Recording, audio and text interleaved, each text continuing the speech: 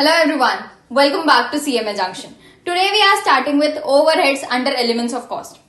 Overheads पढ़ रहे हैं तो हमको ये पता होना चाहिए कि भाई इसका मतलब क्या होता है. Overheads मतलब ना सारे के सारे इनडायरेक्ट कॉस्ट. तो मैं अगर इसको इनडायरेक्ट कॉस्ट बोलूं या ओवरहेड्स बोलूं, दोनों की दोनों चीजें बिल्कुल सेम है.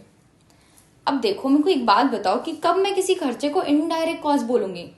जब वो डायरेक्टली ट्रेस नहीं हो सकता किसी प्रोडक्ट, जॉब, ऑपरेशन या प्रोसेस में, तब हम उस खर्चे को इनडायरेक्ट कॉस्ट के अंदर लेके जाते हैं. इनडायरेक्ट कॉस्ट को ना हम क्लासिफिकेशन कर सकते हैं between indirect material, indirect labour and indirect expenses. Indirect material मतलब क्या, इसको समझने के लिए हम एक एग्जांपल लेते हैं. लेट्स से मैं फर्नीचर बना रही हूँ तो इसमें क्या लगेगा? मेन प्रोडक्ट वुड लगेगा. वुड जो है, मैं क्या उसको डायरेक्टली ट्रेस कर सकती हूँ प्रोडक्ट में? बिल्कुल आराम से ट्रेस कर सकती हूँ कि कितना वुड लगा होगा एक पर्टिकुलर प्रोडक्ट को बनाने में, एक फर्नीचर को बनाने में. ये मैं आराम से ट्रेस कर सकती हूँ, एग्जैक्ट अमाउंट पता कर सकती हूँ. तो इसको मैं कहाँ लेके जाऊंगी? डायरेक्ट मटेरियल के अंदर. पर एक बात बताओ, इसके साथ साथ मेरे को नेल्स भी तो लगते हैं. ये जो नेल्स है, ये किसी वुड में, किसी फर्नीचर में ज्यादा लगेंगे, किसी फर्नीचर में कम लगेंगे. तो इस केस में क्या मैं हर एक फर्नीचर का गिनने बैठूं क्या कि भाई एक फर्नीचर में कितने नेल्स लगे? अगर मैं गिनने बैठूंगी ना, तो वो गिनने का खर्चा ज्यादा हो जाएगा एज कम्पेयर टू कितना मैंने नेल्स में खर्चा किया है. तो मेरे लिए वो इकोनॉमिकली फीजिबल नहीं है कि मैं उसको जाके हर एक मटेरियल का गिनूं या हर एक फिनिश प्रोडक्ट में गिनूं कि कितने नेल्स मैंने लगाए. इससे बेटर है कि मैं इसको लेके चले जाऊं अंडर इनडायरेक्ट मटेरियल. ठीक है, तो इनडायरेक्ट मटेरियल जो इकोनॉमिकली फीजिबल वे में ट्रेस नहीं हो सकता, उसको हम इनडायरेक्ट मटेरियल के अंदर लेके जाते हैं. इनडायरेक्ट लेबर क्या होगा? देखो, जो वर्कर्स मेरे प्रोडक्शन में डायरेक्टली इन्वॉल्व है, वो तो मेरे कहाँ जाएंगे? डायरेक्ट लेबर के अंदर. पर समझ लो, एक हमारा लेबर है रामू ना क्या करता है पता है? जो भी मशीन्स हमारे प्रोडक्शन में इन्वॉल्व है ना, उन मशीन्स का ऑयलिंग, उन मशीन का मेंटेनेंस में ये रामू इन्वॉल्व है. तो एक बात बताओ, ये मशीन प्रोडक्शन में इन्वॉल्व है ना, तो इससे रिलेटेड ये खर्चा मेरा डायरेक्ट खर्चा बनेगा कि इनडायरेक्ट खर्चा? तो एक बार सोचो. ठीक है, मैंने समझ लो ऑयलिंग में 10,000 रुपए खर्च किए, तो क्या मैं बता सकती हूँ क्या एग्जैक्ट इस वाले जो मटेरियल है ना, उसमें, इस वाले जो फिनिश प्रोडक्ट है उसमें 5 रुपए का ऑयलिंग लगा है? नहीं बता सकती. ये मैंने टोटल अमाउंट खर्च किया, ये जो मशीन है वो पूरे प्रोडक्शन में लगेगी, है ना. तो मैं इसको एग्जैक्ट अमाउंट में नहीं बता सकती कि किस प्रोडक्ट में कितना ऑयलिंग लगा. तो इसीलिए ये कहाँ जाएगा? ये मेरे इनडायरेक्ट लेबर के अंदर जाएगा. नेक्स्ट आता है एक्सपेंसेस, जैसे कि रेंट, डेप्रिसिएशन. ये ऐसे खर्चे हैं जिसको मैं ट्रेस नहीं कर सकती प्रोडक्ट के ऊपर डायरेक्टली, है ना. जैसे कि रेंट को मैं नहीं बता सकती कि हर एक प्रोडक्ट बनाने में कितना एग्जैक्ट अमाउंट ऑफ रेंट लगा. इसीलिए ये खर्चों को मैं कहाँ लेके जाती हूँ? इनडायरेक्ट एक्सपेंसेस के अंदर. तो ये हमारा इस तरीके से हमारा क्लासिफिकेशन होता है between indirect material, labour and indirect expenses. ना मोस्ट इंपॉर्टेंट थिंग, हमारा जो ओवरहेड का खर्चा है ना, with service sector and technology growth बढ़ते जा रहा है. जैसे जैसे सर्विस सेक्टर बढ़ रहा है, वैसे वैसे हमारे ओवरहेड का खर्चा बढ़ते जा रहा है. अब ये कैसे हो रहा है? तो देखो, हमारा जो मैन्युफैक्चरिंग सेक्टर है ना, मैं एक एग्जांपल के थ्रू ये चीज आपको समझा रही हूँ. मैन्युफैक्चरिंग सेक्टर में अगर समझ लो, मेरा प्राइम कॉस्ट मतलब direct labour, direct material and direct expenses का खर्चा अगर 80% का होता ना, तो इसके अंदर ओवरहेड्स कितना बचेगा? 20%. मतलब इनडायरेक्ट खर्चे सिर्फ 20% तक के होते थे.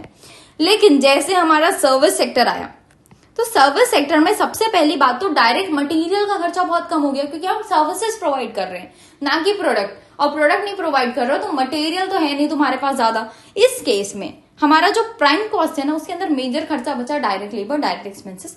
डायरेक्ट मटेरियल भी था, पर वो बहुत कम अमाउंट का था. इसीलिए हमारा प्राइम कॉस्ट ना 50% तक आ गया, जिसके कारण ओवरहेड का खर्चा 50% हो गया.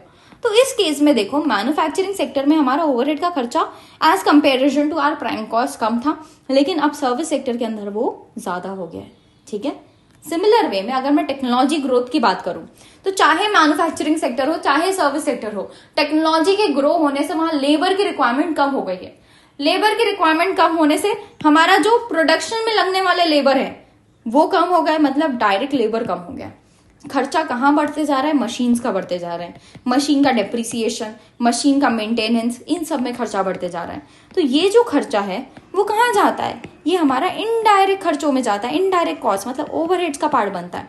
इसी के कारण हमारा क्या हो रहा है? ओवरहेड्स बढ़ते जा रहा है. ठीक है, अब एक बात समझो, ओवरहेड कॉस्ट बढ़ता है ना, इसका मतलब हमेशा ये नहीं होता कि इनएफिशिएंसी. इनएफिशिएंसी के कारण भी ओवरहेड का खर्चा बढ़ सकता है, पर और भी रीजंस होते हैं, जैसे कि हमने अभी देखा कि सर्विस सेक्टर के बढ़ने से, टेक्नोलॉजी ग्रोथ होने से, या फिर बेटर कंट्रोल आने से, ऑर्गेनाइजेशन में हम ज्यादा अच्छे से कंट्रोल करने लग गए चीजें। तो ज्यादा अच्छे से कंट्रोल करने के लिए आपको स्टाफ की जरूरत पड़ेगी, आपको सिस्टम्स की जरूरत पड़ेगी, अलग अलग सॉफ्टवेयर की जरूरत पड़ेगी, जिसकी मदद से चीजें आप अच्छे से कंट्रोल कर पाओ। और ये सारे खर्चे मेरे प्रोडक्शन में तो नहीं लग रहे, मैं प्रोडक्शन में होने वाली चीजों को कंट्रोल करने के लिए खर्चे कर रही हूँ, तो ये कहाँ जाएंगे? ओवरहेड्स के अंदर जाएंगे। मास प्रोडक्शन, जैसे जैसे प्रोडक्शन बढ़ेगा वैसे वैसे खर्चे बढ़ेंगे, खर्चे बढ़ रहे हैं मतलब ओवरहेड भी हमारा बढ़ते जाएगा। एक्सपेंसिव मशीनरी, ज्यादा महंगी मशीनरी लोगे, ज्यादा डिप्रिसिएशन दोगे, ज्यादा मेंटेनेंस का खर्चा करोगे, तो ओवरहेड का खर्चा बढ़ते जाएगा। इंक्रीज लेबर एफिशिएंसी, लेबर की एफिशिएंसी कैसे बढ़ती है बताओ? जब मैं लेबर को प्रॉपर ट्रेनिंग प्रोवाइड करूं, लेबर को मैं प्रॉपर अच्छे इक्विपमेंट्स प्रोवाइड करूं, अच्छी मशीनरीज प्रोवाइड करूं, प्रॉपर सपोर्ट प्रोवाइड करूं, तो उस केस में लेबर एफिशिएंसी बढ़ती है। और ये सारा खर्चा कहाँ जाता है?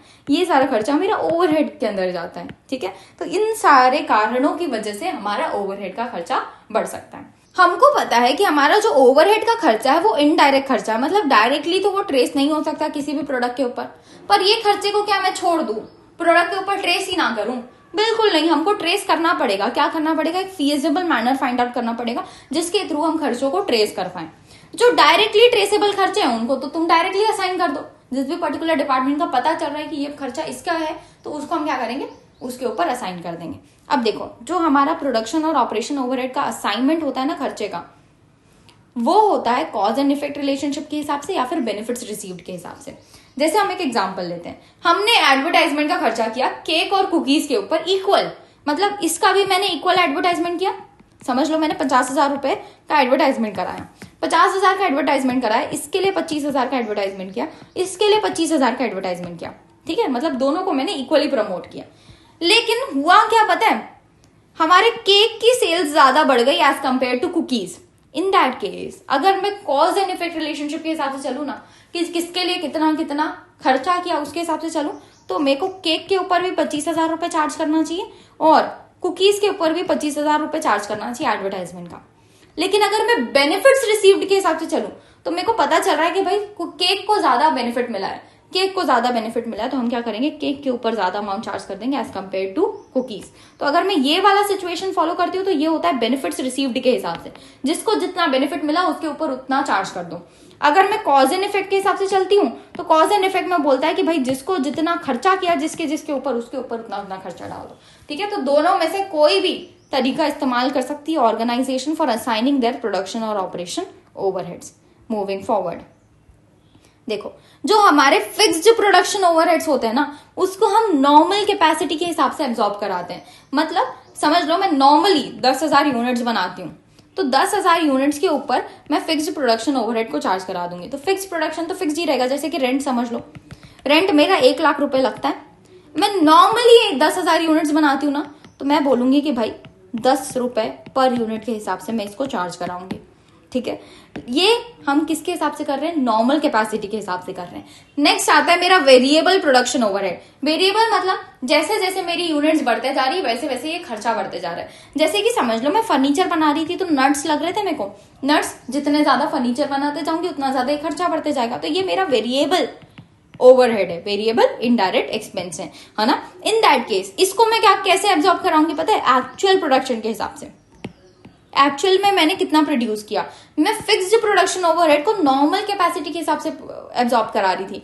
नॉर्मली मैं 10,000 यूनिट्स बनाती हूँ, पर एक्चुअल में मैंने अभी 12,000 यूनिट्स बना दिए, तो भी मैं फिक्स्ड ओवरहेड को 10,000 यूनिट्स के हिसाब से ही एब्जॉर्ब करवाऊंगी। ठीक है, लेकिन हमारे वेरिएबल प्रोडक्शन ओवरहेड को हम एक्चुअल प्रोडक्शन के हिसाब से एब्जॉर्ब कराते हैं। Next, overheads for facility created on stand by basis और रेडी टू सर्व बेसिस में हमारे पास क्या है? फैसिलिटीज। उसको कैसे असाइन किया जाता है? एक्सपेक्टेड बेनिफिट के हिसाब से। अब ये क्या है उसको समझो। मेरे पास एक फैक्ट्री है जहां पे मैं टॉय बनाती हूँ। अब फैक्ट्री काम कर रही है तो लाइट्स कभी भी गोल हो सकती है, तो उसके लिए हमने जनरेटर रखा हुआ है फॉर अ बैकअप। ये जो बैकअप के लिए जनरेटर है उसको बोला जाएगा स्टैंड बाय और रेडी टू सर्व बेसिस। हमने स्टैंड बाय के फॉर्म पे रखा है और जब भी जरूरत पड़ेगी ये रेडी टू सर्व है, मतलब जब भी हमको जरूरत पड़ेगी ये सर्विस अपनी प्रोवाइड कर सकता है। ठीक है, meaning it is there whenever it is needed but may not be used all the time। मैं हर समय जनरेटर को इस्तेमाल करूंगी क्या? एक बात बताओ, बिल्कुल नहीं। इलेक्ट्रिसिटी है तो मैं उसका इस्तेमाल करूंगी, जब इलेक्ट्रिसिटी नहीं होगी तब मैं इस जनरेटर का इस्तेमाल करूंगी। तो इसका खर्चा कैसे असाइन करूं? इसका खर्चा एक्चुअल यूसेज के हिसाब से नहीं असाइन किया जाता, क्योंकि एक्चुअल में तो ये बहुत कम टाइम के लिए यूज होने वाला है। इसका खर्चा एक्सपेक्टेड बेनिफिट्स के हिसाब से हम असाइन करते हैं। देखो, अगर मैं जनरेटर रख रही हूँ तो इससे मेरे क्या फायदे हैं? सबसे पहली बात तो मेरा जो प्रोडक्शन नहीं करने का रिस्क है वो खत्म हो जाएगा। मतलब इलेक्ट्रिसिटी नहीं है, मैं प्रोडक्शन नहीं कर पा रही, वो खर्चा खत्म हो जाएगा। साथ साथ अगर इलेक्ट्रिसिटी नहीं है तो मेरे को बाहर से हायर करने में जो टाइम जाएगा वो खर्चा बढ़ जाएगा। अगर मेरे को जनरेटर की जरूरत है, इलेक्ट्रिसिटी गोल हो गई है ना, उस केस में मेरे को बाहर से हायर करना पड़ेगा, पर बाहर से हायर करने में टाइम लग सकता है, वो खर्चा बढ़ जाएगा, मेरा बच जाएगा। साथ साथ मेरे कस्टमर को सही टाइम पे सर्विस प्रोवाइड कर पाऊंगी, कॉस्ट की सेविंग होगी, क्योंकि आपने अपना खुद का रखा हुआ है तो जल्दी में आपको हायर करने की जरूरत नहीं है किसी और से। ठीक है, तो ये हमको बेनिफिट्स मिलते हैं और इस बेनिफिट्स के हिसाब से इसका कॉस्ट असाइन किया जाएगा, ना कि कितना इससे एक्चुअल यूसेज किया गया। ठीक है, नेक्स्ट, ओवरहेड्स की अकाउंटिंग क्यों की जाती है? तो देखो, हमको पता है ओवरहेड मतलब इनडायरेक्ट कॉस्ट। इनडायरेक्ट कॉस्ट मतलब मैं इसको डायरेक्टली ट्रेस नहीं कर पा रही हूँ किसी प्रोडक्ट और सर्विस में, लेकिन मेरे को इसको प्रोडक्ट और सर्विस में डालना तो है ही, है ना। जो मैं प्रोडक्ट और सर्विस में ये खर्चे को डालना चाहती हूँ, इसको मैं बोलती हूँ एब्जॉर्प्शन। इस एब्जॉर्प्शन के लिए हम ओवरहेड की अकाउंटिंग कर रहे हैं। ओवरहेड जो अकाउंटिंग हम करते हैं ना, उसके अलग अलग स्टेप्स हम फॉलो करते हैं। सबसे पहले ओवरहेड्स को कलेक्ट करो, क्लासिफाई करो, उनका कोडिफिकेशन करो, क्या होता है ये हम आगे पढ़ेंगे। नेक्स्ट, उनको एलोकेट करो, अपोर्शनमेंट करो, रीअपोर्शनमेंट ऑफ ओवरहेड्स करो, और साथ साथ उसका एब्जॉर्प्शन कराओ। ठीक है, तो पहले हम ये कलेक्शन, क्लासिफिकेशन, कोडिफिकेशन करेंगे, फिर एलोकेशन, रीअपोर्शनमेंट, अपोर्शनमेंट करेंगे, और उसके बाद हम ओवरहेड्स को एब्जॉर्ब कराएंगे टू आवर प्रोडक्ट्स। सबसे पहले हमारे पास आता है collection of overhead. Collection of overhead मतलब भाई देखो, सबसे पहली बात तो तुम ओवरहेड्स को रिकॉर्ड करो। ओवरहेड्स को रिकॉर्ड ही नहीं करोगे तो उसका हम अपोर्शनमेंट, एब्जॉर्प्शन कैसे कर पाएंगे, है ना। हमको ओवरहेड्स को सबसे पहला काम रिकॉर्ड करना है।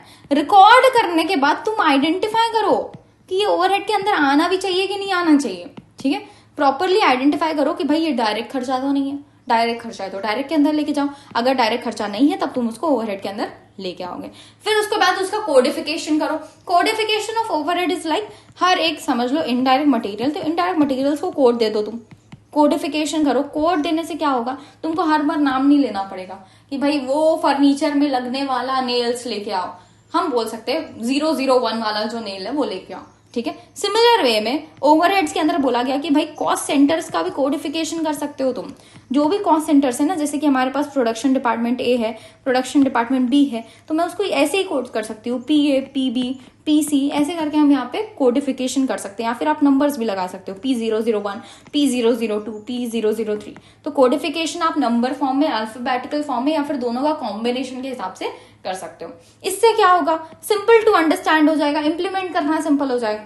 मेरे को अगर कोई सामान प्रोडक्शन डिपार्टमेंट 1 जहां पे हम मैगी बना रहे हैं वहां भेजना है, तो मैं क्या बोलूंगी कि भाई P001 में भेज दो। इस केस में मेरे लिए ज्यादा आसान हो गया चीजें। ठीक है, सिंपल हो जाती है टू अंडरस्टैंड एंड इम्प्लीमेंट अगर हम चीजों को कोडिफिकेशन कर देते हैं तो। कॉस्ट सेंटर कोड अभी हमने जैसे सेट किया, डिपार्टमेंट्स का code is an example of codification used in overhead accounting. Next आता है क्लासिफिकेशन। ओवरहेड्स को प्रॉपरली क्लासिफाई करो। क्लासिफिकेशन कैसे कर सकते हो आप, एलिमेंट वाइज क्लासिफिकेशन कर सकते हो। जैसे हमने स्टार्टिंग में ही देख लिया, indirect material, indirect labour and indirect expenses. Indirect material मतलब क्या, जिसको मैं कॉस्ट ऑब्जेक्ट के ऊपर डायरेक्टली एट्रीब्यूट नहीं कर सकती, वो इनडायरेक्ट मटेरियल बनेगा, जैसे lubricant, thread, small nuts and bolts. Indirect labour मतलब ऐसे वर्कर्स जो डायरेक्टली प्रोडक्शन में नहीं इंगेज हैं, जो या तो सुपरवाइजिंग का काम कर रहे हैं, या मेंटेनेंस का काम कर रहे हैं, या क्लीनिंग स्टाफ है, या सिक्योरिटी पर्सनल है, ये सब कहाँ आएंगे, इनडायरेक्ट लेबर के अंदर। इनडायरेक्ट एक्सपेंसेस, एक्सपेंसेस जिनको मैं एट्रीब्यूट नहीं कर सकती किसी स्पेसिफिक कॉस्ट ऑब्जेक्टिव में, उसको हम यहाँ डालेंगे। Rent, taxes, power, insurance, marketing expenses, ये सब हमारे कहाँ आते हैं, इनडायरेक्ट एक्सपेंसेस के अंदर। Moving forward to functional classification. अभी हमने देखा element wise, indirect material, labour and हमारे एक्सपेंसेस। अब हम जा रहे हैं फंक्शनल वाइज, जैसे कि production department, admin department and selling and distribution, marketing, research and development, इनके हिसाब से क्लासिफिकेशन होगा। ठीक है, सबसे पहले आ रहा है हमारे पास फैक्ट्री और मैन्युफैक्चरिंग और प्रोडक्शन ओवरहेड। बताओ, फैक्ट्री के अंदर जितना भी इनडायरेक्ट कॉस्ट है वो सब यहाँ आ जाएगा, है ना। फैक्ट्री के अंदर मोस्टली इनडायरेक्ट कॉस्ट आते हैं, जैसे कि सुपरवाइजरी स्टाफ कहाँ खड़ा है, फैक्ट्री के अंदर खड़ा है, तो वो कहाँ आएगा, फैक्ट्री ओवरहेड के अंदर आएगा। ठीक है, नेक्स्ट हमारा आता है जो नट्स बोल्ट्स हम इस्तेमाल कर रहे थे, कहाँ इस्तेमाल करेंगे, प्रोडक्शन में इस्तेमाल करेंगे। इनडायरेक्ट कॉस्ट है, इनडायरेक्ट मटेरियल, तो हमारा फैक्ट्री के अंदर आ जाएगा। नेक्स्ट, इसके अलावा अगर मैं डेप्रिसिएशन लगा रही हूँ अपनी मशीनरी में जो प्रोडक्शन में इन्वॉल्व है, ये सारा का सारा खर्चा मेरा फैक्ट्री ओवरहेड के अंदर इनडायरेक्ट कॉस्ट का पार्ट बनेगा। ठीक है, it refers to indirect cost incurred during the production process. Production process में जो भी इनडायरेक्ट कॉस्ट करोगे, जैसे electricity, management salary, insurance, machinery, supervisory staff, ये सारा का सारा मेरा फैक्ट्री ओवरहेड का पार्ट बनेगा। प्रोडक्शन ओवरहेड बोलो, फैक्ट्री ओवरहेड बोलो, वर्क्स ओवरहेड बोलो, ये सारा का सारा एक ही चीज है। ठीक है, इसके अंदर हम एडमिन कॉस्ट इंक्लूड करते हैं related to production, factory, works और मैन्युफैक्चरिंग। जो भी एडमिन का कॉस्ट जो फैक्ट्री से रिलेटेड है स्पेसिफिकली, उसको भाई मैं फैक्ट्री ओवरहेड के अंदर ही लेके जाऊंगी, उसको मैं एडमिन ओवरहेड के अंदर नहीं लेके जाऊंगी। ध्यान रखना, एडमिन ओवरहेड के अंदर हम सिर्फ general management and administration of a company लेके जाते हैं। ठीक है, तो देखो ये मेरा एडमिन डिपार्टमेंट है, ठीक है, ये मेरा प्रोडक्शन डिपार्टमेंट है, ये मेरा सेलिंग एंड डिस्ट्रीब्यूशन डिपार्टमेंट है। प्रोडक्शन डिपार्टमेंट से रिलेटेड एडमिन यहाँ आएगा, सेलिंग डिपार्टमेंट से रिलेटेड एडमिन का खर्चा यहाँ आएगा। लेकिन जो स्पेसिफिकली पूरे ऑर्गेनाइजेशन के लिए क्या गया है, जनरल एडमिन का खर्चा है, वो हमारे यहाँ आएगा। ठीक है, जनरल जो भी एडमिन का खर्चा होगा वो एडमिन ओवरहेड्स के अंदर कवर किया जाएगा। इसके अंदर आएगी ऑफिस की सैलरी, ऑफिस का रेंट, ऑफिस का यूटिलिटी, एडमिन स्टाफ का सैलरी, ये सब हम कहाँ कवर करेंगे, हमारे जनरल एडमिन ओवरहेड के अंदर कवर करेंगे। इसके अंदर प्रोडक्शन से रिलेटेड हो, मार्केटिंग से रिलेटेड हो, फाइनेंस से रिलेटेड अगर कोई भी एडमिन का खर्चा होगा तो वो यहाँ कवर नहीं होगा, वो उन पर्टिकुलर डिपार्टमेंट्स में कवर होगा। Admin overhead include cost related to policy formulation, directing the organisation as a whole, हम पॉलिसी बना रहे हैं, ऑर्गेनाइजेशन को डायरेक्ट कर रहे हैं, कंट्रोल कर रहे हैं कंपनी के ऑपरेशन को, तो ये सब हमारा एडमिन के अंदर कवर होता है। ठीक है, controlling admin overhead, admin overhead को कैसे कम किया जा सकता है, तो देखो हमको पता है कि admin overhead is like general overhead of a company. इसके लिए क्या प्रोडक्शन डिपार्टमेंट वाला मैनेजर आके इसको कंट्रोल करेगा या फिर सेलिंग एंड डिस्ट्रीब्यूशन वाला कंट्रोल करेगा, बिल्कुल नहीं। इसके लिए टॉप मैनेजमेंट काम करेगा। Top management plays a key role in controlling admin overhead. ठीक है, the first step is proper classification and departmentalisation. अगर तुम एडमिन ओवरहेड को कंट्रोल करना चाहते हो तो उसका प्रॉपर क्लासिफिकेशन करो, उसको डिपार्टमेंट वाइज डिवाइड करो कि हर एक डिपार्टमेंट में कितना खर्चा गया है। ठीक है, देखो एडमिन का काम क्या है, जनरल ओवरहेड करना, जनरल ओवरहेड को रिकॉर्ड करना, मतलब वो पूरे ऑर्गेनाइजेशन का एज अ होल देखेगी। तो उसको देखना पड़ेगा कि प्रोडक्शन वाले का कितना है, सेलिंग वाले का कितना है, और मार्केटिंग वाले का कितना है, रिसर्च एंड डेवलपमेंट वाले का कितना है। तो वो क्या करेगा, सबसे पहले डिपार्टमेंटलाइजेशन करेगा और क्लासिफिकेशन करेगा अपने ओवरहेड्स का। ठीक है, नेक्स्ट एक्चुअल एक्सपेंसेस को वो कंपेयर कर सकते हैं बेंचमार्क्स के साथ, स्टैंडर्ड्स के साथ, जिसके थ्रू हमको पता चल सके कि भाई हमारा स्टैंडर्ड कितना था और हमने एक्चुअल में कितना खर्चा किया है। ठीक है, जब मेरे को वेरिएंस पता चलेगा कि भाई स्टैंडर्ड और एक्चुअल के बीच में डिफरेंस है, डिफरेंस को मैं एनालाइज कर सकती हूँ, फिर फाइंड आउट कर सकती हूँ कि किस पर्टिकुलर डिपार्टमेंट का ये खर्चा, और उसके ऊपर असाइन कर सकती हूँ कि भाई देखो तुम्हारे डिपार्टमेंट में ये वेरिएंस आ रहा है, तुम्हारा खर्चा बढ़ गया है एज कम्पेयर टू स्टैंडर्ड, तो तुमको अब ठीक करने की जरूरत है। ये कौन बताएगा, ये हमारा एडमिन डिपार्टमेंट का काम है। Next, budgeting and using standards can be helpful for control. Control के लिए हमको बजट्स और स्टैंडर्ड्स भी हेल्प करते हैं। Moving forward to selling and distribution overhead. Selling and distribution overhead, selling का खर्चा, जो भी प्रोडक्ट का सेलिंग या फिर सर्विसेज के सेलिंग में हमने खर्चा किया है, वो खर्चे हम selling and distribution, selling overhead में कवर करते हैं। सेल्स पर्सनल की सैलरी, ट्रैवलिंग एक्सपेंसेस, कमीशन अगर सेल्स एजेंट को दे रहे हो, सेल्स या ब्रांड का प्रमोशन कर रहे हो, आफ्टर सेल्स सर्विस दे रहे हो, वारंटी दे रहे हो, रिसीवेबल कलेक्शन कॉस्ट। कलेक्शन मतलब देखो मैंने अगर क्रेडिट में सामान बेचा, क्रेडिट में बेचने के बाद अब पैसे वापस लेने के लिए भी तो मेरे को कुछ करना पड़ेगा, तो वो कलेक्शन का कॉस्ट भी यहीं पे कवर होता है सेलिंग ओवरहेड के अंदर। डिस्ट्रीब्यूशन ओवरहेड क्या होता है, मेरे को सेलिंग इज लाइक मेरे को बेचना है सामान, डिस्ट्रीब्यूशन इज लाइक मेरे को पहुंचाना है सामान अलग अलग जगह में। तो indirect expenses incurred in handling product from factory to delivery to end consumer. ठीक है, तो मेरे फैक्ट्री से मैं वेयर हाउस में लेके जाऊंगी, वेयर हाउस से फिर मेन जो शॉप से वहां लेके जाऊंगी, वहां से एंड कंज्यूमर तक लेके जाऊंगी। ये सारा क्या है, डिस्ट्रीब्यूशन का खर्चा है। इसके अंदर पैकिंग का खर्चा आता है, नॉर्मली सेकेंडरी पैकेजिंग का खर्चा आता है, कार्टन्स वगैरह में डालना, ट्रांसपोर्टेशन का खर्चा आता है, वेयर हाउसेस का खर्चा आता है। ठीक है, next, control over selling and distribution का खर्चा कैसे कंट्रोल किया जा सकता है? प्रॉपर क्लासिफिकेशन करो, कलेक्ट करो एक्सपेंसेस को एक्यूरेटली, सही तरीके से रिकॉर्ड करना सबसे पहले बहुत जरूरी है। फिर सेल्स को एनालाइज करो, प्रॉफिट को देखो, कितने एक्सपेंसेस हुए उसको देखो, कंपेयर करो कि प्रीवियस ईयर कितना था, अभी कितना है, बजट्स के साथ कंपेयर करो, स्टैंडर्ड्स के साथ कंपेयर करो, ताकि इवेल्युएट कर सको, फाइंड आउट करो कि कहाँ कंट्रोल करने की जरूरत है। ठीक है, moving forward to research and development cost. Research and development का जो खर्चा है ना, वो खर्चा क्यों किया जाता है? सबसे पहली बात तो ये बताओ, किसी प्रोडक्ट के लिए, किसी सर्विस के लिए, किसी मेथड के लिए, प्रोसेस के लिए, सिस्टम के लिए। अगर मेरे को कोई नया मेथड, नया सिस्टम, नया प्रोडक्ट बनाना है तब मैं करूंगी। मेरे को किसी प्रोडक्ट, सर्विस या मेथड को इम्प्रूव करना है तो भी मेरे को रिसर्च एंड डेवलपमेंट करना पड़ेगा। जैसे आजकल ये सारी ऑर्गेनाइजेशंस ना रिसर्च एंड डेवलपमेंट करती हैं। जैसे कि समझ लो लेस के अलग अलग फ्लेवर्स आते हैं। कैसे आते हैं? वो ऐसे निकाल देते हैं कि अभी चलो मन कर रहा है इसको निकाल लेते हैं। वो हर एक फ्लेवर के ऊपर रिसर्च एंड डेवलपमेंट करते होंगे, पहले चेक करते होंगे कि एक्चुअल में वर्क करेगा कि नहीं करेगा, उसके बाद उसका फ्लेवर निकालते होंगे, क्योंकि बहुत ज्यादा खर्चा इनका बैठा होता है अगर कोई और नया फ्लेवर ये स्टार्ट कर रहे हैं तो। ठीक है, इसीलिए उसके ऊपर अच्छा खासा रिसर्च एंड डेवलपमेंट बैठा होता है पहले से। ठीक है, रिसर्च एंड डेवलपमेंट जब हम करने जाते हैं तो उसके अंदर 3 अलग अलग चीजें हम करते हैं। सबसे पहला आता है प्योर और बेसिक रिसर्च। प्योर और बेसिक रिसर्च मतलब जनरल नॉलेज लेना, मतलब किताबों से, अलग अलग जगह से सिर्फ नॉलेज लेना। इसको मैं प्रैक्टिकली अप्लाई नहीं करने वाली हूँ, सिर्फ आइडिया ले रही हूँ कि क्या क्या प्रोडक्ट हम बना सकते हैं, कैसे हम क्या क्या मेथड्स हम डिजाइन कर सकते हैं। तो सिर्फ जनरल नॉलेज जब हम लेते हैं तो उसको प्योर और बेसिक रिसर्च बोला जाता है। अप्लाइड रिसर्च, जो भी मैंने जनरल नॉलेज ली, बेसिक नॉलेज ली, अब मैं उसको प्रैक्टिकली अप्लाई करके देख रही हूँ कि क्या चीज मेरे लिए काम कर रही है, कौन सा प्रोडक्ट मेरे लिए काम कर सकता है। और रिसर्च करने के बाद मेरे को फाइंड आउट हो गया कि हाँ ये पर्टिकुलर प्रोडक्ट है जिसके ऊपर अगर मैं काम करूं तो मेरा अच्छा खासा बेनिफिट हो सकता है। तो अब मैं क्या करूंगी, इस पर्टिकुलर प्रोडक्ट के ऊपर काम करना चालू करूंगी। दैट इज माय डेवलपमेंट का खर्चा।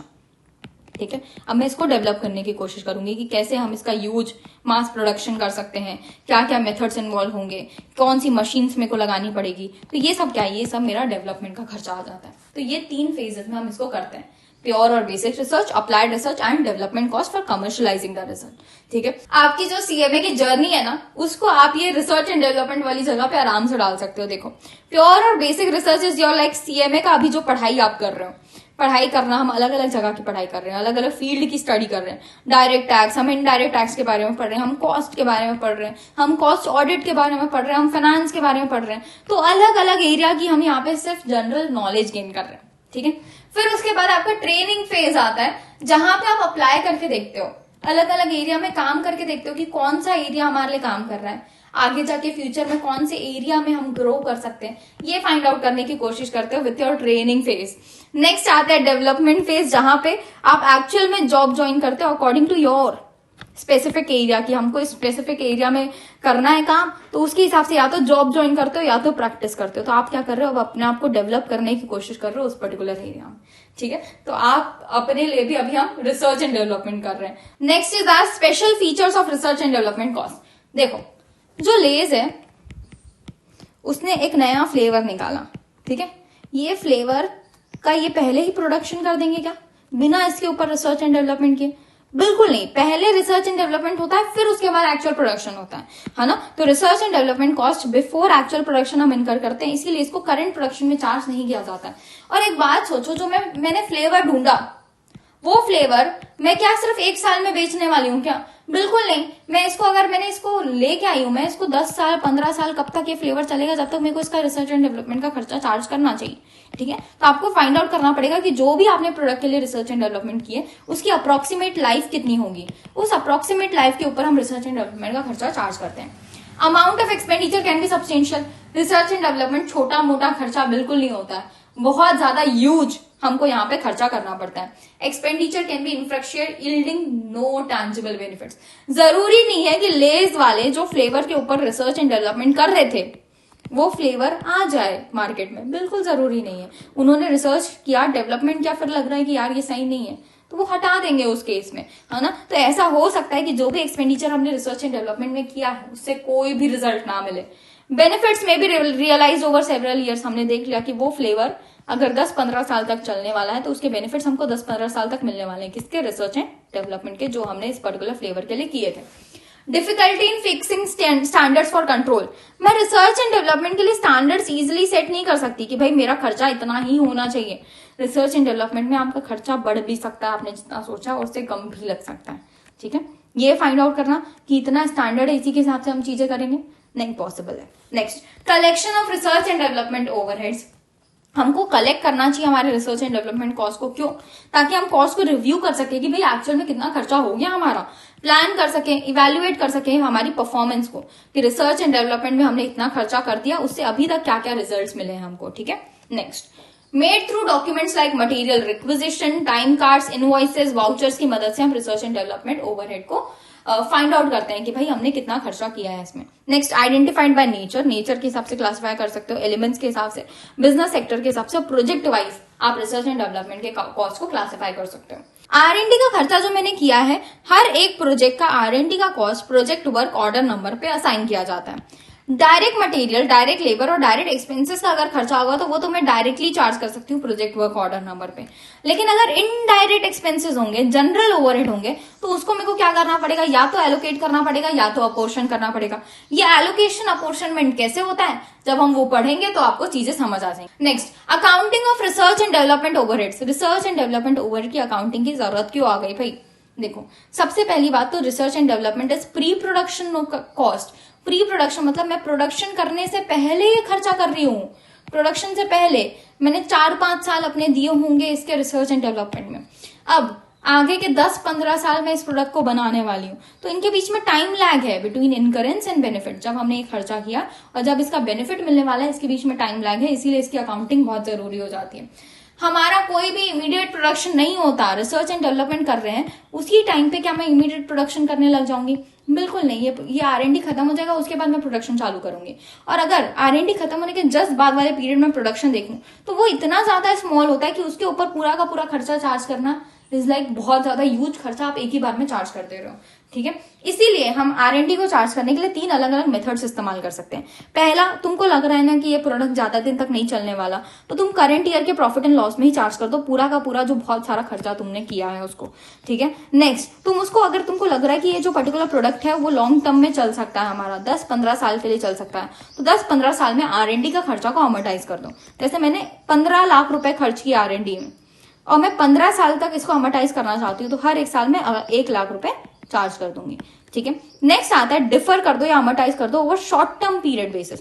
यहाँ पे हम लॉन्ग टर्म के लिए कर रहे थे, 10 से 15 साल के लिए कर रहे थे, यहाँ मैं अप्रॉक्स 4 से 5 साल के लिए करूंगी, तो मेरा जो भी खर्चा होगा उसको 4-5 साल में मैं अमोर्टाइज करूंगी, धीरे धीरे करके अपने ऑर्गेनाइजेशन के प्रॉफिट एंड लॉस में चार्ज करते जाऊंगी। ठीक है, जैसे कि समझ लो मैंने 5 लाख रुपए खर्च किए टोटल, तो मैं क्या करूंगी, 5 साल में इसको डिवाइड कर दूंगी, हर एक साल 1-1 लाख रुपए चार्ज करते जाऊंगी। ठीक है, moving forward, arguments for charging R&D cost in current revenue.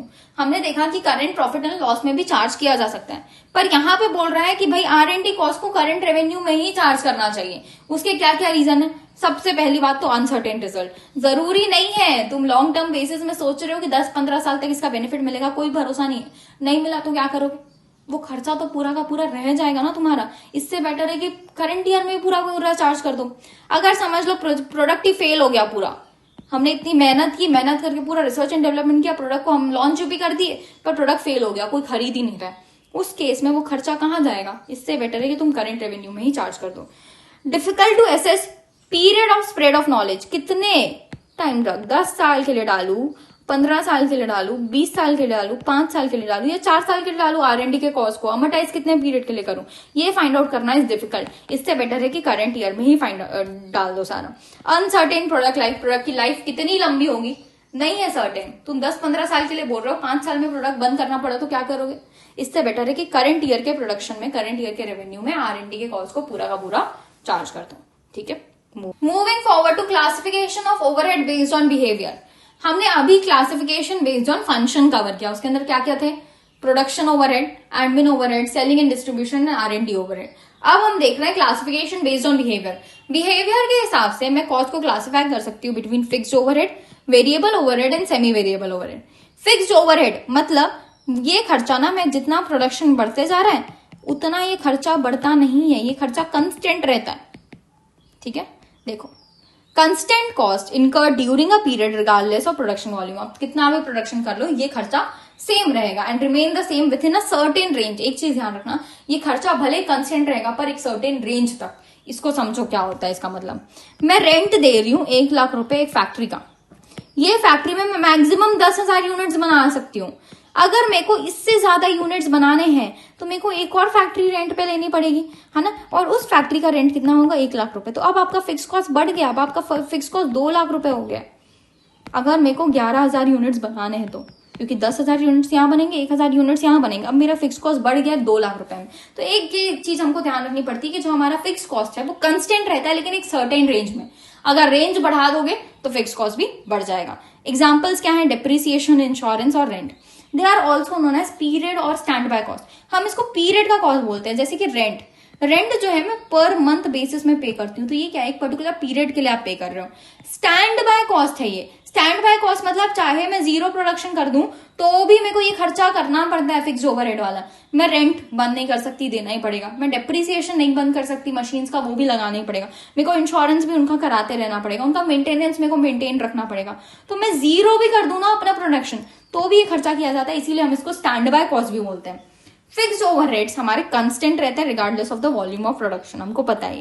Fix overheads are uncontrollable and constant per period. मैं जाके रेंट, डेप्रिसिएशन, इंश्योरेंस को कंट्रोल नहीं कर सकती, ये खर्चे तो मेरे लगने ही हैं और एग्जैक्ट अमाउंट पे ही लगने वाले हैं। तो ये अनकंट्रोलेबल है और कांस्टेंट रहते हैं, लेकिन पर यूनिट बेसिस में ये चेंज होते रहते हैं। जैसे मैंने रेंट का खर्चा किया 1 लाख रुपए, अगर मैं 1,000 यूनिट्स बनाती हूँ तो रेंट का खर्चा पर यूनिट मेरे को 100 रुपए चार्ज करना होगा। अगर मैं 10,000 यूनिट्स बनाती हूँ तो मेरा रेंट का जो खर्चा है वो 10 रुपए पर यूनिट के हिसाब से हो जाएगा। अगर मैं 1 लाख यूनिट्स बनाती हूँ तो मेरा खर्चा हो जाएगा ₹1 पर यूनिट। तो मैं जितनी ज्यादा यूनिट्स प्रोड्यूस करते जाऊंगी उतना ये खर्चा कम होते जाएगा और ये पर यूनिट बेसिस में वैरी करेगा अगर आपका प्रोडक्शन चेंज होता रह रहा है तो। ठीक है, ये लिखा है, but vary per unit with production volume. Moving towards 3 types of fixed cost. सबसे पहला हमारे पास आता है डिस्क्रिशनरी, प्रोग्राम्ड और मैनेज्ड कॉस्ट। ये पॉलिसी बेस्ड होता है, जैसे कि R&D का खर्चा, एडवर्टाइजमेंट का खर्चा, एम्प्लॉय के ट्रेनिंग का खर्चा। ये सारे खर्चे फिक्स्ड हैं लेकिन पॉलिसी बेस्ड आए हैं। नेक्स्ट आते हैं शॉर्ट टर्म कंस्टेंट कॉस्ट, जैसे कि डिप्रिसिएशन, रेंट, ये शॉर्ट टर्म पीरियड के लिए कंस्टेंट रहते हैं। नेक्स्ट आते हैं capacity based cost. Long term volume और कैपेसिटी चेंज के कारण ये चेंज करते हैं। ये स्पेसिफिकली हमारी कैपेसिटी से रिलेटेड है। मतलब अभी अगर मेरी कैपेसिटी है 10,000 यूनिट्स की तो इस कैपेसिटी तक मेरा एक खर्चा फिक्स रहेगा। अगर मैं कैपेसिटी बढ़ा दूं टू 12,000 तो ये मेरा खर्चा भी चेंज हो जाएगा। ठीक है, नेक्स्ट देखो डायग्राम में देखो, अगर मैं टोटल फिक्स कॉस्ट को देखना चाहूं तो ये कांस्टेंट रहता है चाहे मैं कितने भी नंबर ऑफ यूनिट्स बना लूं। लेकिन जब मैं फिक्स कॉस्ट को पर यूनिट बेसिस में देखती हूँ तो मैं जितने ज्यादा नंबर ऑफ यूनिट्स बनाते जाऊंगी उतना ज्यादा ये खर्चा धीरे धीरे कम होता जाएगा पर यूनिट बेसिस में। Next, moving towards factors affecting fixed overhead. हमारे फिक्स्ड ओवरहेड को हम 2 तरीके से क्लासिफाई कर सकते हैं। पहला होता है लोअर स्टैंडिंग फिक्स कॉस्ट, दूसरा होता है हायर रनिंग फिक्स कॉस्ट। देखो हमको ये बात पता है कि फिक्स कॉस्ट इज कंस्टेंट, मतलब ये जो खर्चा है चाहे मैं रोक दूं पूरा प्रोडक्शन तब भी सेम लगेगा। लेकिन कुछ ऐसे टाइप के फिक्स्ड ओवरहेड्स होते हैं जो कि अगर हमारा ऑर्गेनाइजेशन बंद हो गया है तो इनके खर्चे कम हो जाते हैं और ऑर्गेनाइजेशन वापस से चल रहा है तो इनके खर्चे बढ़ जाते हैं। ठीक है, तो अगर मैं प्रोडक्शन पूरा 0 कर दूं तो उस केस में मेरे को हर रोज मेंटेनेंस करने की जरूरत, हर रोज ऑर्गेनाइजेशन की मशीन्स को देखने की जरूरत नहीं पड़ेगी, मेरे को इलेक्ट्रिसिटी का खर्चा नहीं पड़ेगा। ठीक है, तो ये सारे खर्चे क्या है, कम हो जाएंगे अगर मेरा ऑर्गेनाइजेशन में प्रोडक्शन पूरा बंद हो गया है। और प्रोडक्शन वापस चालू करोगे तो फिर मेंटेनेंस का खर्चा अच्छा खासा आपको लगेगा, आपको इलेक्ट्रिसिटी का खर्चा अच्छा खासा लगेगा। तो ये क्या है, ये मेरा हायर रनिंग फिक्स कॉस्ट है। तो कुछ ऐसे कॉस्ट होते हैं जिसको हम लोअर स्टैंडिंग फिक्स कॉस्ट और हायर रनिंग फिक्स कॉस्ट के टाइप में डिवाइड कर सकते हैं। Any long term change in productive capacity of N undertaking affect the basic characteristics of fix overhead. हमको पता है लॉन्ग टर्म चेंज होगा तो उस केस में फिक्स ओवरहेड्स भी चेंज हो सकते हैं। नेक्स्ट, फिक्स कॉस्ट कंस्टेंट होते हैं शॉर्ट पीरियड के लिए, सिर्फ और सिर्फ शॉर्ट पीरियड के लिए with in a limited range of capacity. जैसे कि हमने देखा था रेंट वाला केस, मैं 10,000 यूनिट्स बना सकती थी एक फैक्ट्री में। अगर मेरे को कैपेसिटी 12,000 करनी है तो ये खर्चा भी बढ़ जाएगा, कंस्टेंट नहीं रहेगा। शॉर्ट टर्म पीरियड के लिए बस कंस्टेंट रहता है, अगर तुम अपनी कैपेसिटी बढ़ा दोगे तो ये खर्चा भी बढ़ जाएगा। ठीक है, moving forward two variable cost. Variable cost ना हमारे प्रोडक्शन वॉल्यूम के साथ चेंज होते रहते हैं। मतलब अगर मैं 1,000 यूनिट्स बना रही हूं ना तो मेरा खर्चा अगर समझ लो 10,000 रुपए, तो मैं अगर 5,000 यूनिट्स बनाऊंगी तो मेरा ये खर्चा हो जाएगा 50,000 रुपए। ठीक है, तो क्या हो रहा है यहाँ पे हमारे टोटल बेसिस में खर्चे बढ़ रहे हैं, पर अगर आप पर यूनिट बेसिस में देखोगे तो यहाँ भी 10 रुपए पर यूनिट है, यहाँ पे भी 10 रुपए पर यूनिट है। मतलब पर यूनिट बेसिस में ये कांस्टेंट रहते हैं, टोटल में ये चेंज होते रहते हैं। एग्जाम्पल्स है इसके हमारे पास material, labour, utilities, fuels and sales commission. ये जो है ना 100% वेरिएबल होते हैं, मतलब जैसे जैसे प्रोडक्शन बढ़ रहा है वैसे वैसे बढ़ते जाएंगे, लेकिन पर यूनिट बेसिस में कांस्टेंट रहेंगे। इनका जो खर्चा है लो कॉस्ट होता है per unit at low output and increases with the increase in output, या फिर इनका खर्चा हाई कॉस्ट हो सकता है at low output and decrease हो सकता है विद इंक्रीज इन प्रोडक्शन। दो अलग अलग सिचुएशंस है, उसको समझना। देखो, मैं अभी प्रोडक्शन कर रही हूँ बहुत कम से स्टार्ट करते हैं। ठीक है, मैं अभी प्रोडक्शन कर रही हूँ बहुत कम, मैं 1000 यूनिट्स बना रही हूँ। मैं 1000 यूनिट्स बना रही हूँ तो मेरे को यहाँ पे जो मटेरियल का खर्चा है ना वो ज्यादा पड़ रहा है, क्योंकि मेरे को डिस्काउंट कम मिल रहे होंगे। डिस्काउंट कम मतलब खर्चा जो है वो ज्यादा है अभी मटेरियल में। पर अगर समझ लो मैं बना रही हूँ 10,000 यूनिट्स, 10,000 यूनिट्स बना रही हूँ तो मेरे को डिस्काउंट ज्यादा मिल जाएगा। डिस्काउंट ज्यादा मिलेगा तो मेरा मटेरियल का खर्चा जो है वो कम होते जाएगा। ठीक है, तो जैसे जैसे मेरा प्रोडक्शन बढ़ रहा है, जैसे जैसे मेरा प्रोडक्शन बढ़ रहा है वैसे वैसे मेरा खर्चा कम होते जा रहा है। तो have high cost per unit at low output, जब लो आउटपुट था तो मेरा खर्चा ज्यादा था, लेकिन जैसे जैसे मेरा प्रोडक्शन बढ़ते गया वैसे वैसे मेरा खर्चा कम होते गया। ठीक है, दूसरा सिचुएशन बोल रहा है कि have low cost per unit of low output and increases with increase in output. समझ लो, अभी जो मेरा खर्चा है ना मटेरियल का वो 10,000 यूनिट्स के हिसाब से मेरे को डिस्काउंट प्राइस में कम प्राइस में मिल जा रहा है, लेकिन अब मैंने और प्रोडक्शन बढ़ा दिया, मैंने 1 लाख यूनिट्स का प्रोडक्शन कर दिया। लेकिन एक बात बताओ, वो डिस्काउंट वाला कितना ही डिस्काउंट देगा? तुम 1 लाख 10 लाख यूनिट दोगे तो तुमको क्या 70-80% डिस्काउंट चाहिए? नहीं मिलेगा, तुमको एक स्पेसिफिक अमाउंट ही डिस्काउंट मिलेगा। इन दैट केस ये डिस्काउंट का पैसा मेरा धीरे धीरे कम होते जाएगा और मटेरियल का प्राइस पर यूनिट बेसिस में धीरे धीरे करके बढ़ता जाएगा। तो अब क्या हो रहा है, अब ऐसी सिचुएशन आ गई है जहां पे लो प्रोडक्शन पे मेरे को डिस्काउंट मिल रहा था, लेकिन जब मैं ज्यादा प्रोडक्शन करने लग गई तो मेरा जो डिस्काउंट है वो कम हो गया और मेरे को मटेरियल का प्राइस अब ज्यादा पड़ रहा है पर यूनिट बेसिस में। ठीक है, तो यही चीज लिखी, have low cost per unit at low output. Low output पे लो कॉस्ट पड़ रहा था, जैसे जैसे आउटपुट बढ़ा वैसे वैसे खर्चा भी बढ़ता गया। ठीक है, तो दोनों सिचुएशन अराइज हो सकती है in case of variable cost. देखो, वेरिएबल कॉस्ट दिखता कैसा है, मतलब अगर मैं इसको ग्राफ में प्रेजेंट करना चाहूं तो कैसे प्रेजेंट होगा।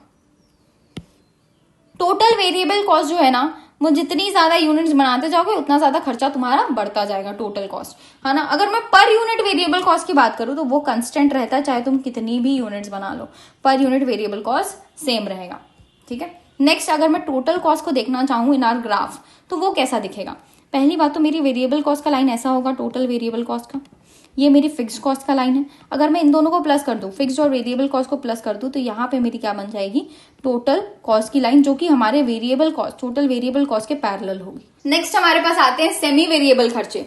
सेमी वेरिएबल कॉस्ट मतलब इनके अंदर fixed as well as variable दोनों खर्चे इन्वॉल्व है। अगर मैं एग्जाम्पल लूं तो देखो, हम यहाँ पे ना मेंटेनेंस कर रहे हैं, तो मैं यहाँ पे एक अच्छा सा एग्जाम्पल आपको बता देती हूँ। मेंटेनेंस का खर्चा हम सब कॉन्ट्रैक्ट कराते हैं, हम बाहर से करवाते हैं मेंटेनेंस। ठीक है, तो मेरे को बोला गया कि भाई देखो, तुम 10 मशीन्स का अगर मेंटेनेंस करवाओगे ना तो तुमको 10,000 रुपए पड़ेगा, लेकिन इसके बाद एक भी मशीन एक्स्ट्रा आएगी तो हर एक मशीन के ऊपर 2,000 रुपए का मेंटेनेंस कॉस्ट पड़ेगा। ठीक है, तो मेरे 10 मशीन्स के लिए तो ये खर्चा क्या है, वेरी फिक्स्ड है, लेकिन उसके बाद मेरा खर्चा क्या हो जा रहा है, वेरिएबल होते जा रहा है। जितनी ज्यादा मशीन्स होते जाएंगे उतना पर यूनिट 2,000 रुपए पड़ता जाएगा। ठीक है, तो ये खर्चा क्या है, मेरा सेमी वेरिएबल कॉस्ट है, क्योंकि इसके अंदर fix as well as variable दोनों चीज है। पर यहाँ पे सिचुएशन देखो, यहाँ पे क्या था, एक बार फिक्स था उसके बाद पूरा वेरिएबल हो गया। पर ऐसी भी सिचुएशन हो सकती है जहां पे खर्चा फिक्स है, फिर चेंज हुआ, फिर फिक्स है, फिर चेंज हुआ, फिर फिक्स है ना। इसके लिए एग्जाम्पल देखो, समझ लो हम यहाँ पे पावर की बात करते हैं। जो पावर है हमारे यहाँ ऐसा है कि भाई देखो, हम अगर 10,000 यूनिट्स बनाएंगे ना, 10,000 यूनिट्स तक अप टू 10,000 यूनिट्स, मेरा जो पावर का खर्चा है वो 1 लाख रुपए ही आएगा। हमने फिक्स करा लिया डिपार्टमेंट से, इलेक्ट्रिसिटी डिपार्टमेंट से। अगर मैं 10,000 से एक भी ज्यादा यूनिट्स बनाती हूँ टिल 20,000, तो मेरा ये खर्चा रहेगा 2 लाख रुपए। ठीक है, अगर मैं 20,000 से एक यूनिट भी ज्यादा बनाती हूँ टिल 30,000, तो ये मेरा खर्चा हो जाएगा 3 लाख रुपए। तो ऐसा करके मैंने फिक्स करा लिया। इन दैट केस अगर मैं 10,000 यूनिट्स तक बनाऊंगी तो मेरा खर्चा फिक्स रहेगा। मैं 20,000 यूनिट्स बनाने लगी, मेरा खर्चा 2 लाख हो गया। अब 2 लाख फिक्स चलेगा जब तक मेरे 20,000 यूनिट्स पूरे नहीं हो जाते हैं। फिर अगर मैं 30,000 यूनिट्स बनाने लगी तो फिर मेरा खर्चा बढ़ के फिर कंस्टेंट हो जाएगा। तो यहाँ पे क्या हो रहा है, स्टेप वाइज बढ़ रहा है। तो यही चीज यहाँ पे लिखी है, देखो, expenses that change with output but not proportionately and expenses that remain constant with a certain range of output and then jump up and remain constant for another range of output. तो यहाँ पे हमने देख लिया, एक जो एक particular period में कंस्टेंट था फिर वेरिएबल हो गया और ये जंप करता रह रहा है। ठीक है, next, segregation of semi variable cost, most important topic, कि किस तरीके से हम सेमी वेरिएबल कॉस्ट को फिक्स्ड और वेरिएबल में डिवाइड कर सकते हैं। तो वो डिवीजन हमको पता होना चाहिए, क्योंकि डिवीजन बहुत ज्यादा जरूरी है हमारे लिए, कि हम जो सेमी वेरिएबल है उसको फिक्स्ड और वेरिएबल में डिवाइड करें, तभी तो उसका कंट्रोल कर पाएंगे ना इजीली। जो फिक्स्ड होगा उसको फिक्स्ड नेचर के हिसाब से कंट्रोल करेंगे, जो वेरिएबल होगा उसको वेरिएबल नेचर के हिसाब से कंट्रोल करेंगे। इसलिए जो भी सेमी वेरिएबल कॉस्ट होगा उसको हमको बाइफरकेट करना जरूरी है। ठीक है, देखो एग्जाम्पल कैसे बाइफरकेशन होता है उसको समझने की कोशिश कर रहे हैं। Let us assume that a company identified 2 sets of cost for 2 consecutive months. अगर हम जनवरी में 60 टेबल्स बना रहे थे तो हमारा कॉस्ट, टोटल कॉस्ट 1700 पड़ रहा था। मैं फरवरी में 70 टेबल बनाई तो मेरा खर्चा हो गया 1900। ठीक है, तो ये खर्चा मेरा बढ़ रहा है। बताओ मेरे यूनिट्स कितने बढ़े? यूनिट्स मेरे बढ़े 10, लेकिन मेरा खर्चा कितना बढ़ा? खर्चा मेरा बढ़ा 200 रुपये। ठीक है, तो अगर मैं इसको पर यूनिट बेसिस में देखूं, 200 रुपये पर यूनिट बेसिस में देखूं तो ये मेरे पास 20 रुपये पर यूनिट के हिसाब से खर्चा मेरा बढ़ा। ठीक है, एक बात बताओ, जो मेरा फिक्स्ड खर्चा है क्या वो 60 टेबल बनाने में अलग लग रहा होगा और 70 टेबल बनाने में अलग लग रहा होगा? बिल्कुल नहीं। मैं 60 टेबल बनाऊं या 70 टेबल बनाऊं, मेरा जो फिक्स्ड खर्चा है वो फिक्स ही रहेगा। मतलब ये जो चेंज हुआ खर्चे में वो सिर्फ और सिर्फ वेरिएबल नेचर का था, वेरिएबल खर्चों का चेंज आया है ना। तो वेरिएबल खर्चा तो हमको पता चल गया कि भाई 20 रुपए पर यूनिट मेरा वेरिएबल कॉस्ट है। 20 रुपए per unit is my variable cost. ठीक है, तो इसके हिसाब से अगर मैं 60 टेबल का खर्चा निकालना चाहूं, 60 टेबल्स का अगर मैं सिर्फ और सिर्फ वेरिएबल खर्चा लूं तो ये कितना हो जाएगा? 1200। लेकिन एक्चुअल में खर्चा कितना दिख रहा है? 1700 का खर्चा दिख रहा है। मतलब टोटल कॉस्ट और टोटल वेरिएबल कॉस्ट के बीच में डिफरेंस है। कितने का डिफरेंस है? 500 रुपए का। ये क्या बनेगा? Total fix cost. Of course सी बात है, जब मेरा वेरिएबल खर्चा 1200 का ही है लेकिन मेरा एक्चुअल खर्चा 1700 का दिख रहा है, तो उस केस में इन दोनों के बीच का क्या डिफरेंस होगा? हमारा फिक्स कॉस्ट का डिफरेंस होगा 500 रुपए। सिमिलर वे में अगर मैं इधर देखूं 70 टेबल वाली सिचुएशन में भी आपको ये चीज दिख जाएगी। 70 टेबल्स बना रहे हैं, मैं वेरिएबल खर्चा मेरा है 20 रुपीज पर यूनिट। ठीक है, तो इसके हिसाब से मेरा टोटल वेरिएबल कॉस्ट कितना होना चाहिए? 1400। पर मेरा जो टोटल कॉस्ट है वो कितना है? 1900। मतलब इनके बीच में डिफरेंस है। इनके बीच में डिफरेंस क्यों है? फिक्स कॉस्ट की वजह से डिफरेंस है। और फिक्स कॉस्ट कितना है? 500 रुपए। जैसा मैंने बोला था आपको स्टार्टिंग में कि भाई मैं 60 टेबल बनाऊं या 70 टेबल बनाऊं, मेरा फिक्स कॉस्ट तो फिक्स्ड ही रहेगा। अब वो हमको यहाँ देखने मिल रहा है कि फिक्स कॉस्ट फिक्स है और वेरिएबल कॉस्ट हम फाइंड आउट कर लिए। तो अब मैं अलग कर पाई क्या इजिली? मेरे को अब पता है कि मेरा जो फिक्स कॉस्ट है वो 500 रुपए ही रहेगा। तो मैं इसको अलग कर दिया मैंने कि फिक्स कॉस्ट इतना है और वेरिएबल कॉस्ट भी मैंने अलग कर दिया। सिचुएशन अगर 60 टेबल्स की है तो वो 1200 रुपीज रहेगा। अगर सिचुएशन मेरी 70 टेबल्स की है तो 1400 रुपीज रहेगा। तो हमने क्या किया? इजिली इसको दोनों के बीच में अलग किया। कैसे अलग किया? इनके बीच का चेंज देख के कि भाई 10 यूनिट का चेंज आया था, 200 रुपए चेंज हुए। इन दैट केस ये 200 रुपए जो चेंज हुआ है वो तो फिक्स कॉस्ट हो ही नहीं सकता, क्योंकि फिक्स कॉस्ट चेंज ही नहीं होता है। इसीलिए ये पूरा का पूरा खर्चा क्या बनेगा? मेरा वेरिएबल कॉस्ट। कितने यूनिट्स का था? 10 यूनिट्स का था, तो इसको मैंने पर यूनिट बेसिस में निकाल लिया। दैट इज मेरे पास variable cost per unit basis में आ गया। अब बस मैंने पर यूनिट बेसिस में चार्ज किया, फिर टोटल कॉस्ट से कंपेयर किया तो पता चला कि भाई फिक्स कॉस्ट है 500 रुपए का। और दोनों सिचुएशन में चेक कर लिया तो पता चल गया, कंफर्म भी हो गया कि हाँ फिक्स कॉस्ट 500 रुपए का ही है। Moving forward to why it is important to classify semi-variable cost into fixed and variable component. Fixed and variable component में मेरे को semi variable cost को डिवाइड क्यों करना चाहिए? सबसे पहली बात तो कंट्रोल करने के लिए। तुम अगर चाहते हो ना कि तुम्हारा सेमी वेरिएबल कॉस्ट कंट्रोल हो तो उसको वेरिएबल और फिक्स में डिवाइड करना जरूरी है, ताकि वेरिएबल खर्चों को वेरिएबल के हिसाब से कंट्रोल करो, फिक्स खर्चों को फिक्स के हिसाब से कंट्रोल करो। अगर आप सेमी वेरिएबल कॉस्ट को डिवाइड नहीं करते तो बताओ इसको वेरिएबल के हिसाब से ट्रीट करते हैं, वेरिएबल के हिसाब से कंट्रोल करते हैं कि फिक्स के हिसाब से कंट्रोल करते हैं? नहीं कर पाते हम, क्योंकि इसके अंदर दोनों का नेचर है। इसीलिए ये डिविजन इंपॉर्टेंट हो जाता है। नेक्स्ट, अगर मैं ब्रेक इवन चार्ट्स बनाती हूँ, ब्रेक इवन चार्ट्स मतलब मैं ब्रेक इवन पॉइंट पे कब पहुंचूंगी? ब्रेक इवन पॉइंट कहाँ कैसे पता चलता है?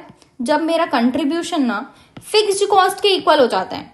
कंट्रीब्यूशन कैसे आता है? जब मैं सेल्स में से वेरिएबल कॉस्ट को माइनस करती हूं तब मेरे पास कंट्रीब्यूशन आता है, और वो कंट्रीब्यूशन जब फिक्स कॉस्ट के इक्वल है तब मैं ब्रेक इवन पॉइंट पे पहुंचती हूँ। ये हम आगे पढ़ेंगे तो और अच्छे से क्लैरिटी आ जाएगा। अभी आप नॉर्मल बेसिक समझ लो इसका, ठीक है। देखो, तो इसके लिए मेरे को क्या चाहिए? इसके लिए पहली बात तो कंट्रीब्यूशन तक पहुंचने के लिए मेरे को वेरिएबल कॉस्ट चाहिए सारा, और कंट्रीब्यूशन को फिक्स कॉस्ट से कंपेयर करने के लिए मेरे को फिक्स कॉस्ट चाहिए सारा। यहाँ पे सेमी वेरिएबल कॉस्ट का कोई भी नाम आ रहा है क्या?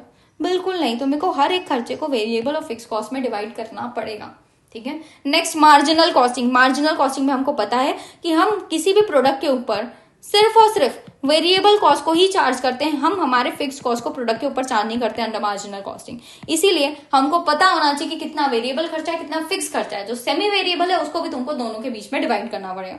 नेक्स्ट आता है एब्जॉर्प्शन कॉस्टिंग। भले एब्जॉर्प्शन कॉस्टिंग में फिक्स कॉस्ट, वेरिएबल कॉस्ट सब इंक्लूड हो जाता है, पर यहां पे भी separation is important for measurements and control, ठीक है।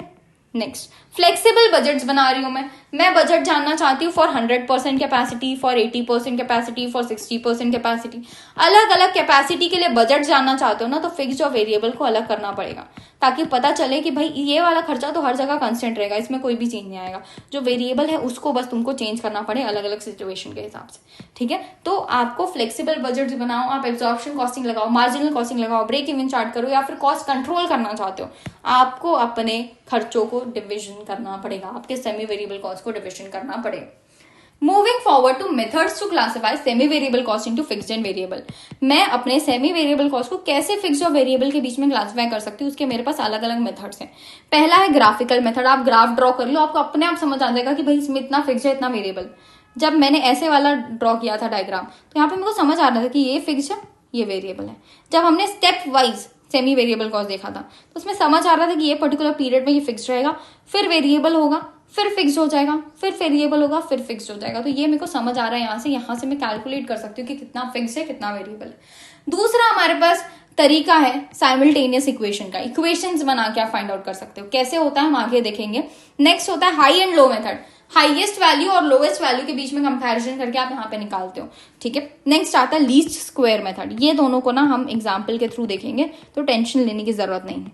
Least square method statistical tool है जिसके थ्रू हम line of best feet find out करते हैं, और उसकी मदद से हम यहाँ पे फाइंड आउट करते हैं कि भाई हमारा वेरिएबल खर्चा कितना है और हमारा फिक्स खर्चा कितना है। ये अभी हमारे सिलेबस में इन्वॉल्व नहीं है, तो इसको अभी हम नहीं देखेंगे। हम सिर्फ simultaneous equation and high and low method को कवर करेंगे। Starting with our example related to कैसे हम हाई और लो मेथड और लीनियर इक्वेशन मेथड को अप्लाई कर सकते हैं। सबसे पहला high and low method. High and low method बोलता है कि भाई जो हाईएस्ट प्रोडक्शन है ना तुम्हारा, वो ले लो, और जो तुम्हारा लोवेस्ट प्रोडक्शन है वो ले लो। इनके बीच में कंपैरिजन करो, जैसा हमने एग्जांपल 1 के अंदर किया था। कैसा कंपैरिजन किया था कि भाई इसका खर्चा कितना बढ़ा। सबसे पहले तो वो देखेंगे हम। पहले 1,15,97,000 मेरा खर्चा 18,000 रुपए बढ़ा। मेरे यूनिट्स कितने बढ़े? 2,000 यूनिट्स बढ़े। बस मेरे को चेंज पता चल गया दोनों के बीच का। अब मैं क्या करूंगी, इसके थ्रू मैं वेरिएबल कॉस्ट निकालूंगी पर यूनिट